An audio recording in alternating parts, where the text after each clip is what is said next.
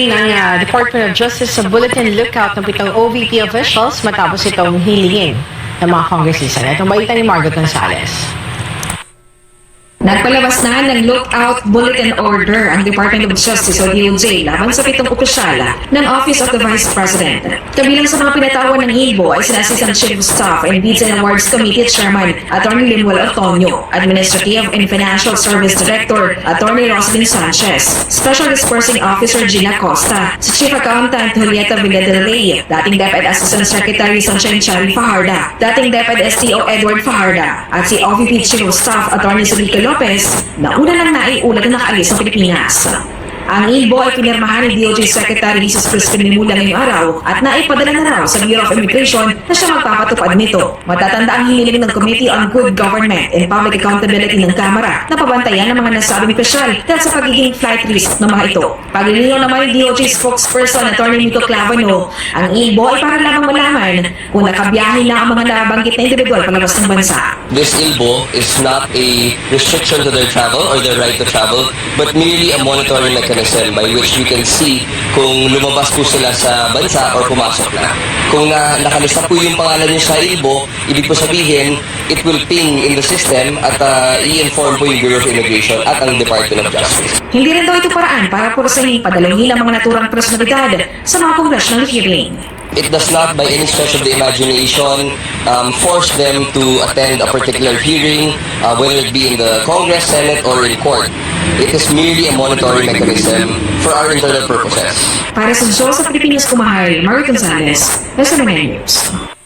Ay yung Atty. Sal, nasa lookout bulletin ng DOJ ang officials ng OVP as part of the persecution ng administrasyon para mas laling maipit po yung Office of the Vice President. Yung sinasabi ng tagapagsalita ng DOJ, walang kinalaman niya sa pagpreso para mamatay. Kabantalan niya. Ito naman batang ito eh. Na ano na rin, anong tawag doon, na-influensya na ng kanyang boss na pumali-mali ang mga deklarasyon. Talagang iyan ang dahilan para pilitin silang umatin. Gagawa sila ng mga obstacle. Pero mo kung lalagyan ka lang pa, ganyan, notice. O hindi ba, anong tawag mo yan? Ipinipressure ka para makalabas at makabalik ng basa. Walang problema. Matin ka na. Attorney Sal, ngayong araw ay gagawin yung pagdinig, another pagdinig naman dyan sa Kamara kaugnay sa war on drugs ng Duterte administration. At nagpahayag na ang kampo ni former President Rodrigo Duterte na hindi ito dadalo. Attorney Sal, kailangan pa ba ganito pa kahaba ang sasagawa nating pagdinig both in House and in the Senate to discuss the drug war, Attorney Sal? And ano ang end game ng lahat ng pagdinig na ito, Attorney Sal? Una, last week pa, sinasabi ko na, kasi tinatanong na ako ng mga kasama mo sa media, kung papayuan ko daw, Presidente, ano ba papaya kung atin o hindi. Una, sabi ko, hindi mo kailang payuhan yan. Pero kung akong tatanungin nyo, sinabi ko na ang mga kadahilanan kung bakit hindi na kailangan. I told the reporters, and I talked to the President, I think 2 days ago, and I expressed my thoughts on the matter. And sabi ko sa kanya, as far as I'm concerned, I don't see you attending that Quad Committee for the following reasons. Sabi ko, number one, there is nothing more you can add to what you have already told the Senate Committee. Ang dami mo na nga sinabi doon, kahit di ka tinatanong, nagbigay ka na ng mga pahayag mo. So wala akong maiisip na pwedeng itanong sa'yo na hindi mo na nasagot doon. Katunayan nga, binabago-bago na nga yung mga pahayag mo doon, ng mga kalaban mo. Number two, sabi ko, since it is unnecessary for you to go there, it goes without saying na it will be a waste of time also for you to go there kasi nga, nasa Davao ka, lilipad ka rito, palagi kang may stop, may security, gagastusan mo na naman yon. Stay ka rito ng ilang araw, saan ka ba kumukuha ng pera? Sabi mo nga, wala ka naman trabaho na. Diyan ka lang sa retirement fund. Di kawawa ka naman. Waste of time na, waste of money pa. And waste of taxpayers' money pag tinutuloy nila yan. Yung mga ginagawa nilang hearing in aid of legislation na hindi naman totoo. Kasi nga, until now, they haven't shown to us any proposed bill kaugnay dito sa war on drugs na sinasabi.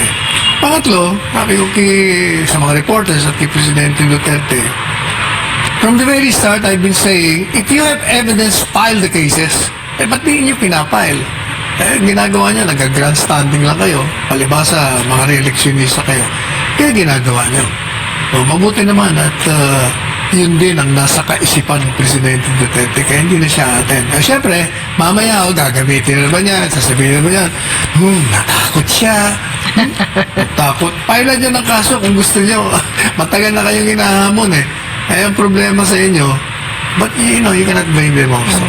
Mga politiko, re-electionista, pagkakataon na, libre, publisidad. Pero Rizal, sabi ng mga netizen, hindi pa ba natututo yung mga critics of former President Duterte na sa tuwing sinisiraan siya, like for example, at Rizal, 3 days before the presidential election, naglabas sila ng black propaganda against him. But ano ang nangyari at Rizal? The more naging curious yung mga tao sa kanya, and the more he gained votes doon sa election. You think, Attorney Sal, the more the former president is being persecuted, the more din tumataas yung awareness and dissatisfaction ng mga tao on how this government is handling the drug war? Ay, di ba palagi nating inaawit yung Ayan na naman sila, hindi na kayo natuto. Totoo yun, alam nyo, akala niyo ba nagagalit si Presidente Duterte sa ginagawa niya? He's laughing. He's so amused. He loves it. Kaya palagi sinasabi, bring it on. Enjoy nga siya. Kayo naman, akala niyo, inaasar niya, kayo nga naaasar eh. Kayo nga nagre-react, kaya nagmumukha kayo mga T.A.N.G.A tuloy.